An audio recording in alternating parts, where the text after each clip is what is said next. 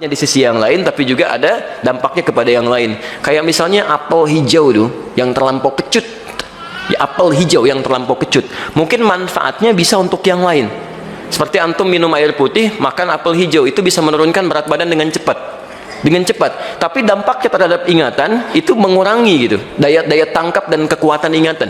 Para ulama menyampaikan seperti itu. Ya paling gampang antum makan jadi begini. Jadi apel hijau yang terlampau kecut itu dihindari oleh para penuntut ilmu, karena itu bisa menghambat atau mengurangi kecepatan ingatan. Tapi kalau anggur yang manis, anggur merah itu disukai itu oleh para penuntut ilmu dan dianjurkan, karena diantaranya ada khasiat ya yang oleh para ulama disebutkan bisa meningkatkan daya ingat, salah satunya.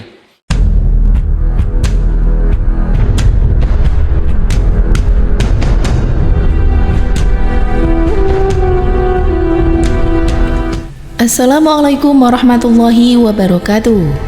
Apa kabar sahabat Amirul Mukminin? Semoga semua dalam lindungan Allah Subhanahu wa taala. Manusia disarankan untuk mengkonsumsi buah agar vitamin yang belum terpenuhi dalam tubuh segera terpenuhi. Buah-buahan bisa menjadi pengganti nasi sebagai makanan pokok. Karena selain bisa membuat kenyang, buah juga bisa untuk kesehatan ketika diet. Dan banyak sekali macam buah yang bisa kita konsumsi sehari-hari karena mudah ditemui dan datang ke pasar terdekat. Karena di pasar atau supermarket terdekat pasti sudah banyak sekali menyuguhkan berbagai buah yang bisa kita konsumsi. Akan tetapi, ada juga buah yang dilarang oleh Allah Subhanahu wa taala untuk dikonsumsi, yakni salah satunya adalah buah kuldi. Dalam sebuah majelis Islam menjelaskan, buah yang berada di Indonesia ini sering dikonsumsi bisa mempersulit untuk masuk ke dalam surga. Ustadz Adi Hidayat mengatakan bahwa jangan sering mengkonsumsi buah ini agar mudah untuk masuk surga. Dikatakan oleh Ustadz Adi Hidayat, jika buah itu memang sering dihindari oleh orang-orang yang mencari ilmu. Buah ini sering kita temui di kehidupan kita sehari-hari dan juga banyak ditemukan di pasar ataupun supermarket. Berbagai macam buah yang Allah Subhanahu wa taala ciptakan di dunia ini, ada salah satu buah yang bisa untuk mempersulit kita untuk masuk ke dalam surga. Ustadz Adi Hidayah mengungkapkan bahwa ada satu buah yang mempersulit kita untuk masuk ke dalam surganya Allah ketika sering mengkonsumsinya. Karena buah ini memiliki dampak yang negatif kepada tubuh kita. Dampak negatifnya adalah melemahkan ingatan kita. Maka Ustadz Adi Hidayat menghimbau kepada kita untuk tidak terlalu sering mengkonsumsi buah-buahan ini. Buah yang dimaksud itu memang tidak dilarang oleh Allah untuk dikonsumsinya. Namun karena dampak negatifnya itulah bisa mempersulit kita untuk masuk ke dalam surganya Allah. Buah yang dimaksud oleh Ustadz Adi Hidayat dari awal yakni buah apel hijau. Sebenarnya apel hijau itu memiliki banyak manfaat dan baik untuk tubuh kita. Namun, perlu diperhatikan lebih detail lagi dampak buruk yang kita dapatkan dari mengkonsumsi buah itu. Apel hijau yang sangat kecut mungkin manfaatnya bisa untuk membuat yang lain. Seperti kita memakan buah apel yang sangat kecut itu dengan air, itu bisa mengurangi berat badan kita, ujar Ustadz Adi Hidayat. Tapi dampak buruknya bisa melemahkan kekuatan ingatan kita. Jadi apel hijau itu perlu kita hindari untuk yang sering mengkonsumsinya, dan juga sering dihindari oleh orang yang pencinta ilmu.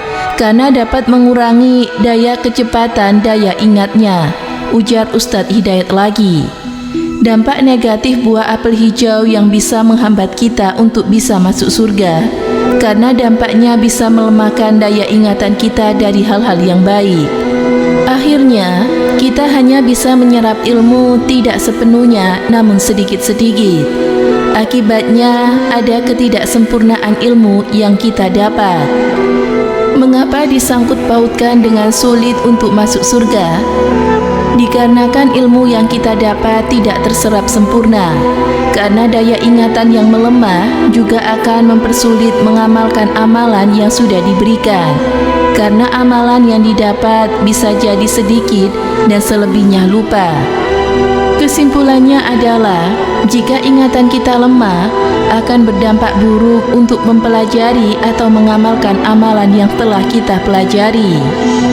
Pelajaran yang kita ikuti dapat terserap sepenuhnya, bisa saja cara mengamalkannya yang salah, karena ilmu yang didapat hanya setengah-setengah. Karena semua hal yang setengah-setengah itu tidak baik, lebih baik dihindari daripada membuat dampak buruk kepada kehidupan kita dengan Allah. Semoga bermanfaat. Wallahu a'lam bishawab.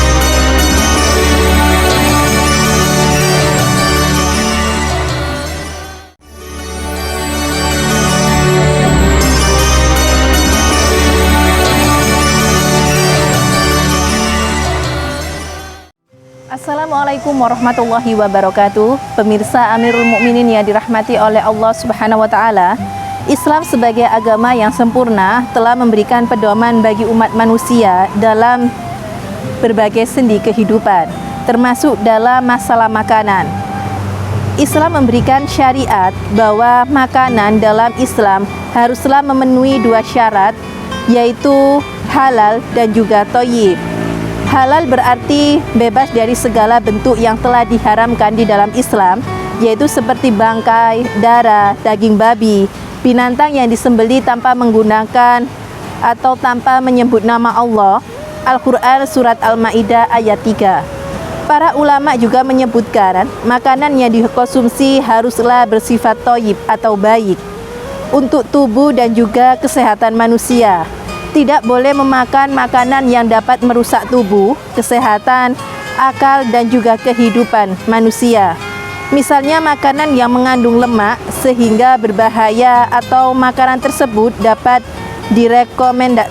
tidak direkomendasikan oleh dokter karena adanya penyakit tertentu bagi seseorang.